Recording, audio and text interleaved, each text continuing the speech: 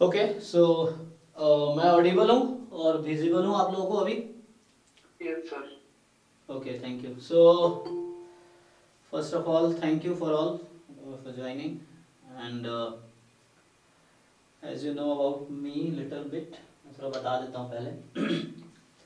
ठीक है ना? सो मतलब अपने बारे में बता देता हूँ. सो लाइक मेरा नाम आप लोग जानते होंगे. So my name is Santosh Kumar and बाकी टीचिंग का तो मैं बहुत पहले से पढ़ा रहा हूँ. सो मतलब ऐसे टीचिंग स्टार्ट मैंने 2010 में ही कर दिया था. So like I am teaching from 2010 only, जब मैं जस्ट 10th पास किया था उस समय. तो तब से पढ़ा रहा हूँ, अभी तक है ना, चल ही रहा है. सो उस दौरान मैं 9-10 से स्टार्ट किया था. देन ग्रेजुअली जैसे जैसे मैं ऊपर बढ़ता गया वैसे अपना टीचिंग लेवल ही बढ़ाता गया. 9-10, फिर बाद में 11-12, फिर JEE, है ना. फिर अभी जैसे जैम चल रहा है और गेट चल रहा है ना. तो ये अभी है. तो इस तरह से बढ़ता गया. बाकी क्वालिफिकेशन के लिए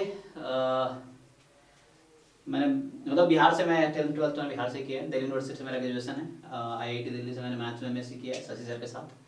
फिर मैथ्स में मज़ा नहीं आया तो स्टैट्स में चले गए. तो IIT बॉम्बे से स्टैट्स में MSc किया है, स्टैटिस्टिक्स में. फिर खड़गपुर से PhD चल रहा है, जो कि अब खत्म होने वाला है कुछ दिन में. तो ये मेरे बारे में है. और कुछ आप लोगों को पूछना हो तो आप पूछ सकते हैं, मैंने शॉर्ट में बता दिया. फिर स्टार्ट करेंगे, ठीक है. बाकी आप लोग अलग अलग जगह से होंगे. तो कहाँ कहाँ से, एक बार स्टेट बताओ तुम लोग कहाँ कहाँ से हो. ऑनलाइन में तो हर जगह बच्चे हैं ना. सो तो अनम्यूट करके बता सकते हो या चैट में बता सकते हो. आप लोग बताओ जरा. पुणे। हम्म. पुणे. अच्छा, महाराष्ट्र. ओके. और बाकी लोग? पुणे। पुणे. सर उत्तर प्रदेश। उत्तर प्रदेश. और किस स्टेट से? सर झारखंड। झारखंड. पुणे उत्तर प्रदेश। नवी मुंबई. अच्छा, Maharashtra. Sir West Bengal. West Bengal. Kerala. Kerala. Orissa. Orissa. Okay. तो उड़ीसा वाले लोगों को बता दूं, उड़ीसा में था मैं वहाँ एक कॉलेज है शिक्षा व अनुसंधान, वहाँ मैं प्रोफेसर था 1 साल. सोआ यूनिवर्सिटी है ना, ITR कॉलेज. सर छत्तीसगढ़। अच्छा, छत्तीसगढ़. ओके, छत्तीसगढ़ से भी लोग हैं. हम्म. जम्मू कश्मीर। जम्मू जम्मू कश्मीर कश्मीर. सर। अरे वाह, क्या बात है यार. झूठ बोलना था, झूठ बोलना।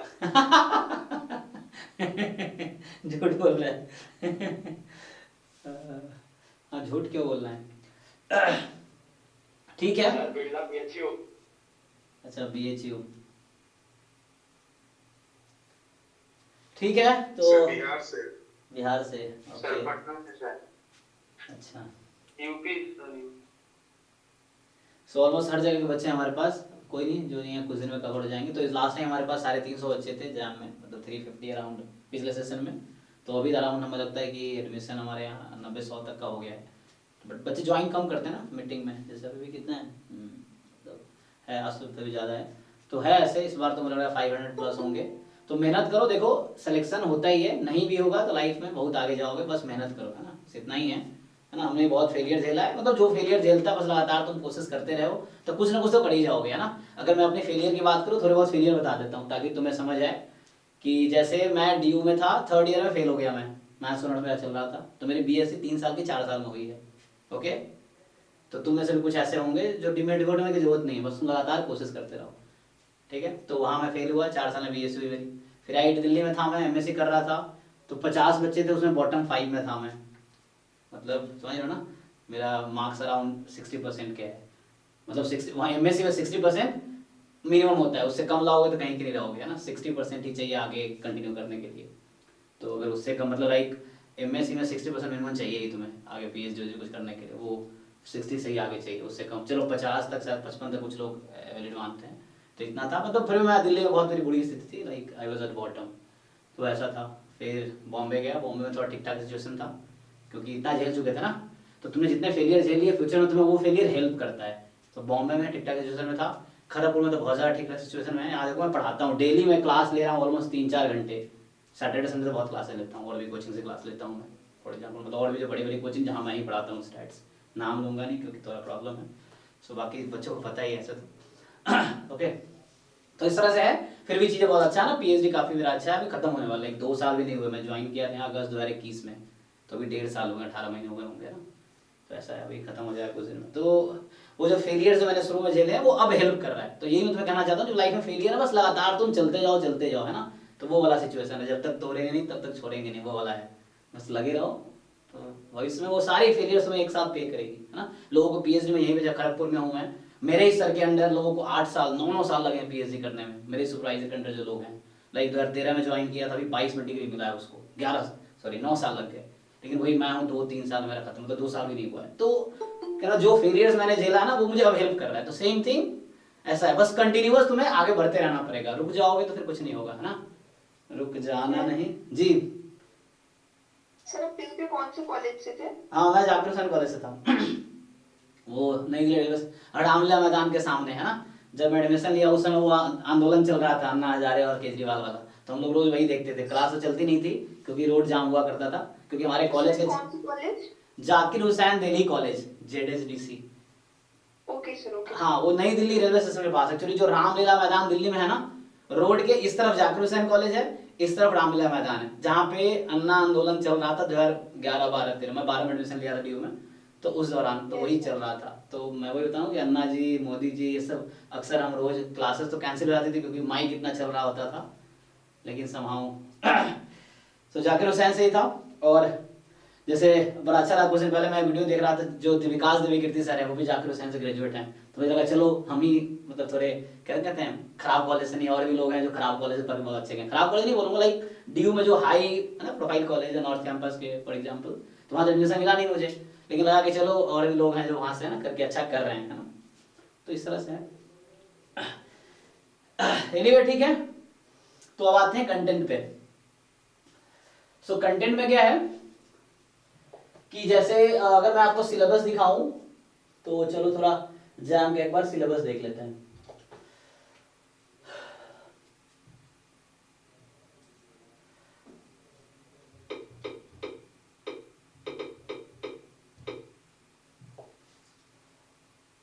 ठीक है, ये वेबसाइट आप भी खोल के ना चेक करते रहो, उसमें बहुत सारे अपडेट्स मिलते रहेंगे। तो ये जैम 2023 की वेबसाइट है जो अभी एग्जाम होने वाली है, 24 की वेबसाइट भी आ जाएगी अभी, जैसे एग्जाम का नोटिफिकेशन आता है उसके साथ वेबसाइट आ जाती है, तो ये 23 का वेबसाइट है।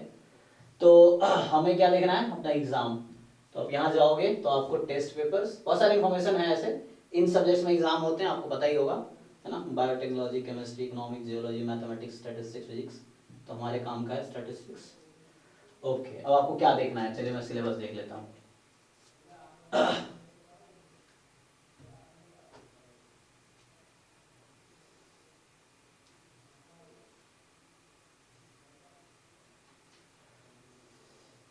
ठीक है, तो ये आपका मैथमेटिकल स्टैटिस्टिक्स है। तो एक्चुअली ये जैम का पैटर्न चेंज होता रहा है साल, जैसे फॉर एग्जांपल 2005 में जैम स्टार्ट हुआ था, ठीक है, 2005 से लेके पैटर्न आप अगर पेपर प्रीवियस से पेपर मैं भी कराऊंगा, आप भी करते होगे, मैं जब पेपर सॉल्व कराऊंगा 2005 से लेके हम लोग अभी 23 तक सॉल्व करेंगे जब आपका एग्जाम होगा। तो उस तब क्या होता था, जैसे पहले कुछ साल ऐसा हुआ है कि 14 क्वेश्चन ऑब्जेक्टिव है, 15 क्वेश्चन सब्जेक्टिव है, या 10 क्वेश्चन ऑब्जेक्टिव है, 20 क्वेश्चन सब्जेक्टिव है, तो पहले ऐसे होते थे, 2014 तक ऐसे होता रहा, पैटर्न चेंज होता रहा है। 15 में एक फिक्स पैटर्न आया, 2015 में पहली बार एग्जाम हुआ ऑनलाइन, उससे पहले ऑफलाइन होते थे और सब्जेक्टिव वो लिखने वाला ना, अब 2015 में आया ऑनलाइन एग्जाम, तो 15 से अभी तक सेम पैटर्न एग्जाम, लेकिन इसमें भी थोड़े चेंजेस हैं, सेम पैटर्न सेम है, पैटर्न इन द सेंस कि जैसे आप लोग जानते हैं कि जैम का जो पैटर्न है,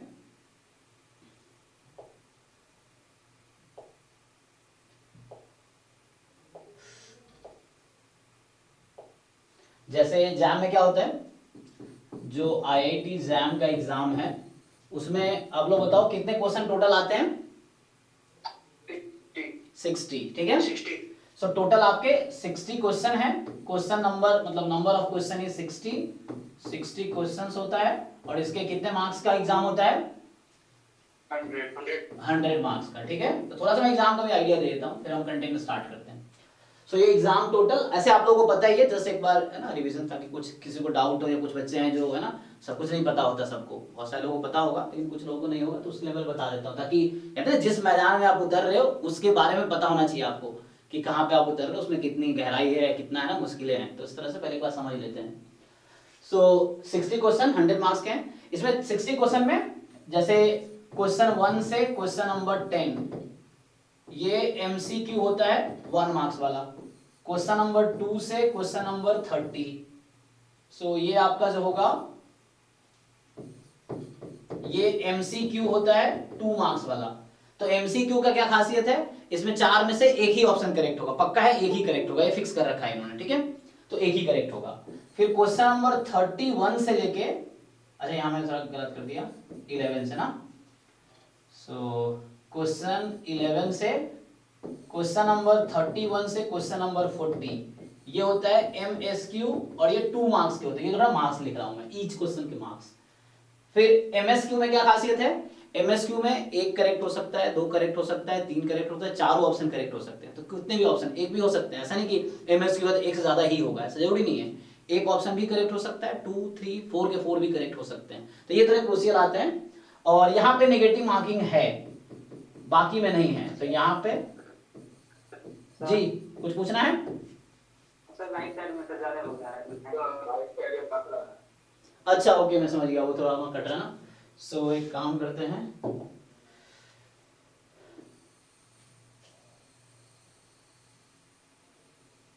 हाँ इसको उठा के मैं ले आता हूँ इधर। चलो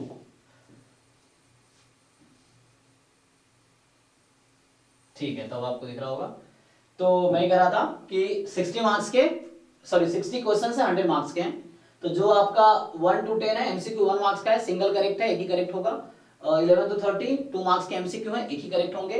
इसमें नेगेटिव मार्किंग है 1/3 का। 1/3 का मतलब अगर ये 1 मार्क्स का है तो 1/3 नेगेटिव मार्किंग है, और अगर 2 मार्क्स वाले हैं तो 2/3 नेगेटिव मार्किंग है। मतलब आपने अगर एक क्वेश्चन गलत किया तो आपके -2/3 होंगे एक क्वेश्चन के, 2 मार्क्स वाले में। अगर 1 मार्क्स वाले में एक क्वेश्चन आपने गलत किया तो आपके -1/3 होंगे, माइनस, है ना, ये है। और यहाँ पे नो नेगेटिव मार्किंग है ना, सो नो, इसमें भी और आगे भी कोई नेगेटिव मार्किंग नहीं है। फॉर एग्जांपल 41 से क्वेश्चन नंबर 50 ये होता है न्यूमेरिकल आंसर टाइप 1 मार्क्स के, और क्वेश्चन नंबर 51 से question number 60 numerical answer type 2 marks के, ठीक है। तो ये एनआईटी 2 मार्क्स के, यहाँ नेगेटिव मार्किंग नहीं, नो नेगेटिव मार्किंग, इन आगे सेक्शन में नेगेटिव मार्किंग नहीं है, सो नो नेगेटिव मार्किंग, ठीक है। तो ये एग्जाम का पैटर्न हो गया।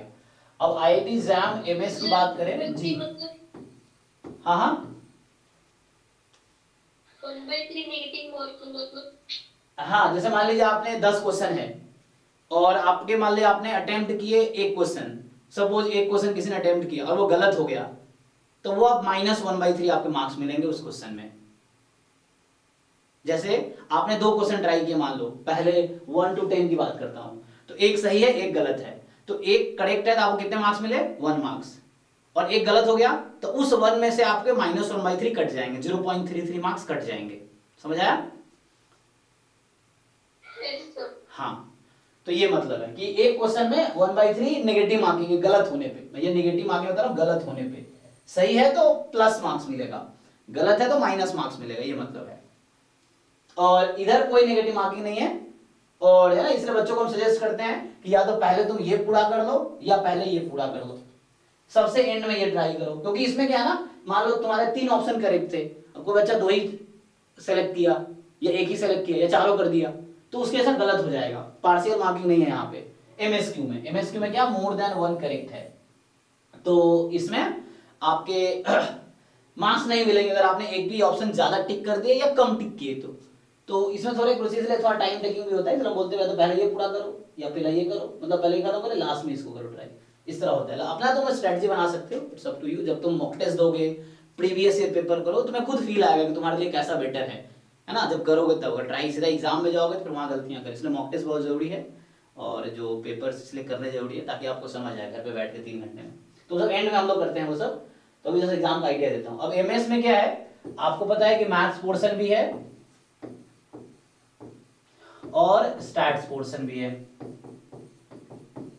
सो एक्चुअली क्या था, 2015 में ऑनलाइन एग्जाम स्टार्ट हुआ और ये पैटर्न 2015 से अभी तक चल रहा है, लेकिन 15, 16, 17, 18, 19, 20, 21, ठीक है, इन एग्जाम्स में इसका कंट्रीब्यूशन 40% था और इसका 60% था, ठीक है। कब? 15 से लेके 21 तक। 22 के एग्जाम में चेंजेस हुए, सिलेबस भी चेंज होते रहे टाइम बाई टाइम। तो 2022 में सिलेबस भी रिवाइज हुआ, पैटर्न भी रिवाइज हुआ। 2022 में इसको कर दिया गया 30% और इसको कर दिया गया 70%। तो 2022 के एग्जाम में और 2023 जो अभी होने वाला है 12 फरवरी को, तो उस एग्जाम में आपके 70% पोर्शन स्टैट्स के होंगे, ठीक है, और 30% मैथ्स के होंगे आपके एग्जाम में भी। तो ये हो गया एग्जाम की जानकारी, है ना। ओके, कुछ और एग्जाम से रिलेटेड आपकी क्वेरी हो तो आप पूछ सकते हैं।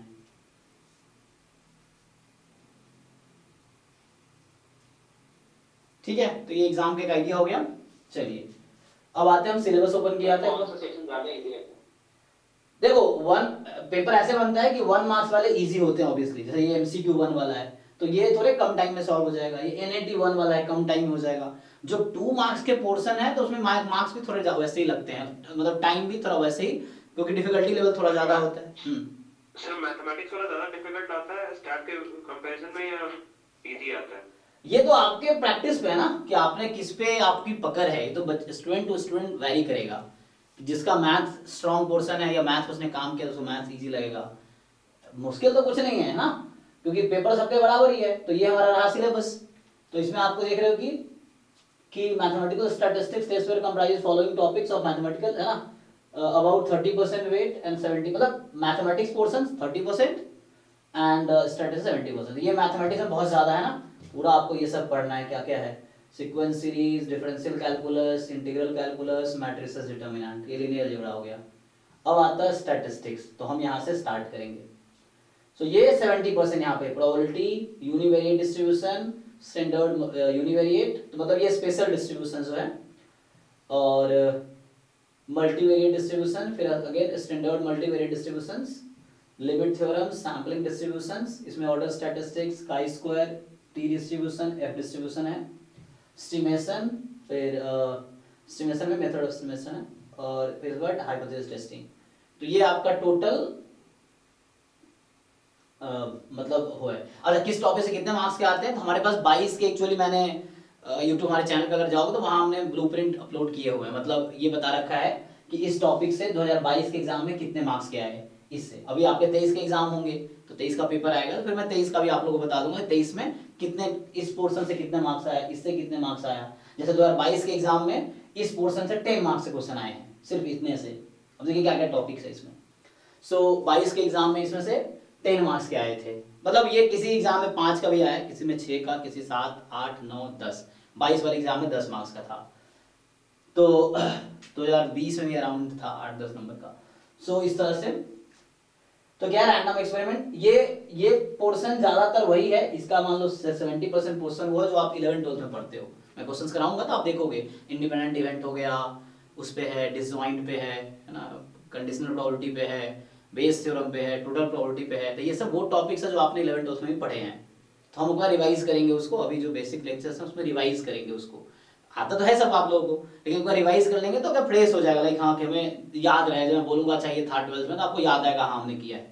सो इस तरह से, क्योंकि ज्यादातर क्वेश्चन वैसे ही है, 11th-12th के बच्चे को दे दो वो भी कर लेगा, आप भी कर लोगे। जो 10 मार्क्स के हैं उसमें से आप भी कर लोगे वो चीजें। बट एक बार है ना ब्रशअप करने की जरूरत है। तो हम स्टार्ट करेंगे अभी ना, रैंडम एक्सपेरिमेंट क्या है, सैंपल स्पेस क्या है, अलजेब्रा ऑफ इवेंट्स है, रिलेटिव फ्रीक्वेंसी मतलब क्लासिकल डेफिनेशन हो गया, फिर एक्सोमेट्रिक डेफिनेशन हो गया, है ना, properties of probability function, addition theorem मतलब ए यूनियन बी वाला समझ लो, है ना, इंक्लूजन एक्सक्लूजन हो गया, ज्योमेट्रिक प्रोबेबिलिटी, बोल्स एंड बोल्फेरी, ये सब थोड़ा नया होगा उन लोगों के लिए जो 12th में ये सब नहीं है। थोड़ा कंडीशनल प्रोबेबिलिटी 12th में है, मल्टीप्लिकेशन रूल भी 12th में है, टोटल प्रोबेबिलिटी भी है, theorem total probability, Bayes theorem भी है ना, फिर pair wise and mutual independence भी है। तो ये थोड़े से नया यहाँ दिखेगा आपको, ज्योमेट्रिक प्रोबेबिलिटी, बोल्स थ्योरम, प्रोबेबिलिटी, बाकी 12th वाला ही है। सो ये पोर्शन 10 मार्क्स के, बाकी ऐसे ही आगे करेंगे। तो अभी क्या स्टार्ट करते हैं, तो इसके बैकग्राउंड में चलता है परम्यूटेशन कॉम्बिनेशन। तो हम अभी स्टार्ट करेंगे, मैंने कहा बेसिक लेक्चर लेंगे ना, तो इसमें मैं क्या क्या कवर करूंगा, तो जो बेसिक लेक्चर सब लोग अभी कवर करेंगे उसमें बस एक बार आपका रिवीजन करना है, आपको आता है ही आप लोगों को, बस एक बार रिवाइज करना है। रिवाइज क्या करना है आपको, चैप्टर 7 है क्लास 11th एनसीईआरटी में। क्या नाम है चैप्टर का, कोई बताओ। 11th क्लास के एनसीईआरटी में चैप्टर 7 क्या है, किसी ने रिवाइज किया है? हाँ, परम्यूटेशन कॉम्बिनेशन, यस। सो आपको ये एक बार चैप्टर रिवाइज करना है, और ये हम साथ में करेंगे, मतलब परम्यूटेशन एंड कॉम्बिनेशन, क्योंकि ये बेसिक है काउंटिंग में, जहां भी काउंटिंग की जरूरत पड़ती है इसकी जरूरत पड़ती है। फिर आपको देखना है चैप्टर नंबर जहां तक मुझे लग रहा है 15 क्लास 11th एनसीईआरटी, ये है जस्ट प्रोबेबिलिटी, चैप्टर का नाम है क्लास 11th एनसीईआरटी में। और फिर चैप्टर नंबर है 13 क्लास 12th एनसीईआरटी। तो ये दो पार्ट है, वहां पे आप लोगों को याद होगा जिन लोगों ने एनसीईआरटी फॉलो किया था। तो फर्स्ट पार्ट जो एनसीईआरटी क्लास 12th का, उसमें 1 से लेके 6 तक है, और दूसरे चैप्टर में 7 से लेके 13 तक है। तो ये 13 चैप्टर है क्लास के, इसका भी नाम है प्रोबेबिलिटी। तो ये हम बेसिक लेक्चर में कवर करेंगे। इसके बाद हम आएंगे फिर जैम के प्रॉपर, क्योंकि मेरा पढ़ाने का तरीका क्या है, मैं जैम के एक एक वर्ड है ना, कि जैम का जो जो वर्ड लिखा हुआ है वो एक टॉपिक की एक क्लास होगी, ऐसे होगा ना। तो मतलब जो जो वर्ड यूज किया उसके डेफिनेशन, उससे रिलेटेड थ्योरम्स, उससे रिलेटेड एग्जांपल्स, फिर उससे रिलेटेड क्वेश्चन जो जैम में आए हैं। मैं क्लास में जैम के सारे क्वेश्चन क्लास में ही करा दूंगा एक बार, तो पूरा कोर्स हो जाएगा। तो पूरा क्वेश्चन एक बार ही, क्योंकि मैं जो थ्योरी कराऊंगा उसके साथ जो क्वेश्चन कराऊंगा जैम का ही होगा, कुछ बाहर के भी होंगे और जैम के भी होंगे। तो इस तरह से आपको ये भी पता चलता रहेगा कि जैम में कैसे क्वेश्चन आए हैं, ताकि आप उस लेवल पे हो या नहीं हो, है ना, वो पता चलना चाहिए। तो वो मैं कराता रहूंगा, और एक बार फिर बाद में हम प्रॉपर पेपर ही कराते हैं। एंड में जब सिलेबस खत्म हो गया तो एक बार ईयर वाइज सारा पेपर डिस्कस करेंगे, लाइक 2005, 6, 7, 8, 9, 10, इस तरह से 23 तक का कराएंगे सारा। फिर मॉक टेस्ट होगा, फिर उसका डिस्कशन होगा। तो इस तरह तैयारी होगी, ठीक है। अब अगर लगातार थोड़ा बहुत कोशिश कर रहे हो तो हो जाएगा, जैम मुश्किल नहीं है ना, क्योंकि आप तैयारी कर रहे हो, आपका ही सिलेक्शन होगा और किसी का नहीं होगा। जो तैयारी कर रहा है उसी का सिलेक्शन होगा, जो घर पे वर्क कर रहा है ना। क्योंकि जो बच्चा, अगर मान लो 3000 बच्चे जैम एमएस के एग्जाम दे रहे हैं, तो जो बच्चा सबसे ज्यादा तैयारी किया उसी का सिलेक्शन होगा। तो आप अगर अच्छे से वर्क कर रहे हो तो आपका सिलेक्शन होगा। ओके, तो आज स्टार्ट करते हैं यहां से, ठीक है। आप लोगों को क्वेरीज हो तो आप पूछ सकते हो, है ना। थोड़ा लैपटॉप दूर रखा है तो चैट में हालांकि पढ़ सकता हूं, लेकिन ओके।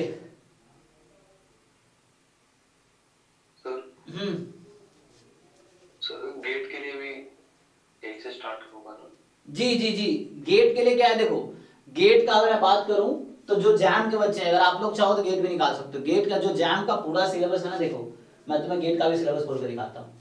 सो ये है जैम का सिलेबस, ये पूरा सिलेबस स्टार्टिंग से लेके यहां से लेके और बॉटम तक चले जाओ, तो ये पूरा जैम के सिलेबस में भी है ना, यहां तक ये पूरा जैम में तो है ही, पहली बात, ठीक है। तो ये एक्चुअली ये जो है जैम का जो सिलेबस है उससे 60% के अराउंड गेट में मतलब पूरा गेट का जो सिलेबस है उसका 60% पोर्शन ये है। इसके अलावा एक्स्ट्रा भी है, जैसे मैं अगर तुम्हें दिखाऊं गेट का सिलेबस, तो हमें क्या डालना है, गेट 2023 की वेबसाइट। चलो 22 का ही देख लो, 23 का देख लो। चलो गेट 22 का देख लो वेबसाइट हम।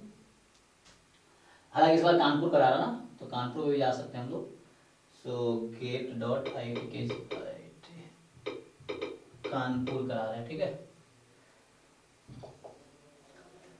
सो ये गेट 2023 की वेबसाइट है। ये 22 का एग्जाम खड़गपुर कराया था गेट का, तो जैसे 22 का एग्जाम रुड़की कराया था जैम का ना, इस बार गुवाहाटी करा रहा है। ओके, तो यहाँ पे क्या है, आपको क्या करना है, अब वेबसाइट पे जाओ और आपको क्या चाहिए, सिलेबस। तो किसका सिलेबस चाहिए, कहाँ गया,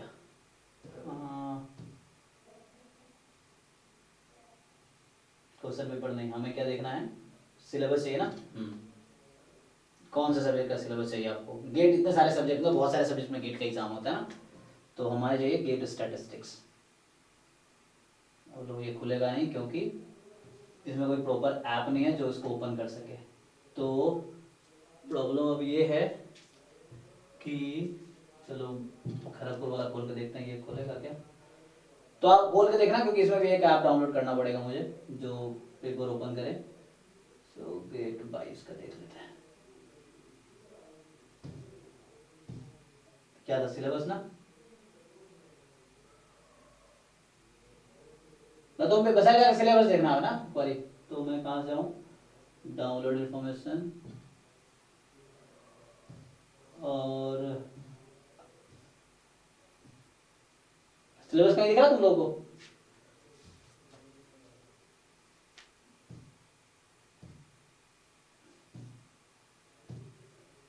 पता नहीं, तो इसको रहने दो। एनीवे तुम एक बार डाउनलोड करके देखना। सो पेपर्स तो ठीक है भाई, सिलेबस कहाँ से आएगा?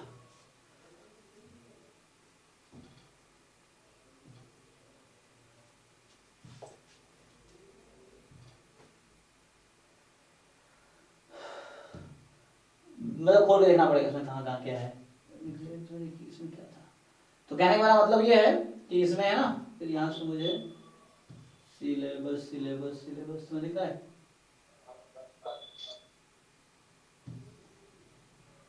ढूंढना पड़ेगा इसमें मैं।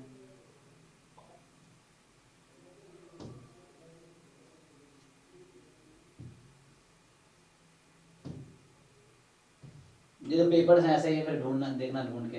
एनीवे कहने का मतलब क्या है कि ढूंढना पड़ेगा मुझे। सो इसमें क्या है कि जो गेट का सिलेबस है उसमें थोड़े टॉपिक एक्स्ट्रा है। फॉर एग्जांपल मेरा नॉन पैरामीट्रिक स्टैटिस्टिक हो गया, मल्टीवेरिएट एनालिसिस हो गया, स्टोकेस्टिक हो गया, है ना, रिग्रेशन है, तो ये सब एक्स्ट्रा है, एप्टीट्यूड एक्स्ट्रा है जी। तो ऐसा ही का ऐसा भी सिलेबस एक बार देखो, सिलेबस देखेंगे हम लोग, जो एक्स्ट्रा होगा वो डिस्कस करेंगे। प्रीवियस ईयर पेपर जैसे गेट अभी क्रैश कोर्स मैंने चलाया है, तो गेट क्रैश कोर्स अभी मैंने इस बार भी बच्चों को कराया, तो उसमें क्या हमने सारे प्रीवियस ईयर करा दिए। गेट स्टार्ट हुआ 2019 में, गेट स्टैटिस्टिक्स 19 20 21 22, अभी इससे पहले गेट की क्लास चल रही थी आपसे पहले, तो 19 20 21 22 के पेपर मैंने करा दिए। 4 पेपर अभी तक हुए गेट के, वो सारे पेपर करा दिए प्रीवियस ईयर सॉल्यूशन, क्योंकि क्रैश कोर्स था इस बार। और बाकी 2005 से लेके 19 तक गेट मैथमेटिक्स में स्टैटिस्टिक्स आता था, तो वो मैंने सॉल्व करवाए हैं। तो आप टेंशन मत लो, अभी पहले जैम वाला अच्छे से फोकस कर लो कवर। जो एक्स्ट्रा सिलेबस है वो एक्स्ट्रा क्लास लेके हम लोग मतलब अलग से कराएंगे। तो गेट की बैच इस बार अलग चलेगी, हो सकता है अभी गेट का बैच हम अलग से स्टार्ट करेंगे। जैम का बैच अलग रहेगा, गेट का अलग रहेगा, सीयू सीटी का अलग रहेगा बैच। और अभी मैं जेडब्ल्यू भी स्टार्ट कर रहा हूँ, लाइक जस्ट फॉर अपना एंटरटेनमेंट के लिए, क्योंकि वो बहुत ज़्यादा पढ़ाया, मुझे लगता है पढ़ाना चाहिए। 11 12 भी स्टार्ट कर रहा हूँ मैं, मतलब वो साल की 500 रुपये फीस रखा हमने, एक साल का, मतलब पूरे 11th का फीस 500 रुपये, पूरे 12th का फीस 500 रुपये। तो ऐसा है, 1 घंटे पढ़ाना है डेली, तो क्या है। सो ऐसा है। सो ये रहा अभी तक का स्टोरी। अब हम कंटेंट पे आते हैं, ठीक है। अब यहाँ पे आते हैं। ओके, तो अभी तक कोई क्वेरी रह गया तो बताओ। गेट वाले लोग कोई दिक्कत नहीं, गेट का बैच अलग, अभी कुछ टॉपिक एग्जाम के साथ ही चलेगा, बाकी अलग से बैच गेट का भी चलेगा, जो एक्स्ट्रा टॉपिक उसके अलग बैच चलेंगे गेट के लिए। गेट का प्रॉपर एक बैच होगा इस बार, क्योंकि गेट का थोड़ा लेवल जैम से थोड़ा ज्यादा है। कुछ क्वेश्चन तो पैरेलल ही आते हैं, लेकिन कुछ क्वेश्चन एक्स्ट्रा हैं। चलिए तो स्टार्ट करते हैं। तो चलो यहाँ से स्टार्ट करते हैं, आप लोगों को आता ही ये चीजें, बस एक बार रिवाइज कर लेते हैं। So let's start with, daily शुरू हो जाएगी ना फिर क्लास में। ऑल्टरनेटिव, यस यस, लाइक अभी ऑल्टरनेट हो जाएगी, तो उसमें अभी शुरू में तो यही करेंगे, अगर नहीं हुआ है तो हाँ ऑल्टरनेट, लाइक 3 दिन स्टैट्स 3 दिन मैथ्स, यस रेगुलर हो जाएगी। मतलब 12 के बाद ही हम देखेंगे, 12 तक ये जैम के पुराने बच्चे भी हैं कुछ, उनका भी कुछ लिखना होता है, तो उसके बाद हाँ 16 फेब से आपकी रेगुलर हो जाएगी, क्लासेस रेगुलर होगी, कोई टेंशन नहीं होगा, ठीक है। चलिए ठीक है, थैंक यू, मिलते हैं नेक्स्ट क्लास में, ठीक है।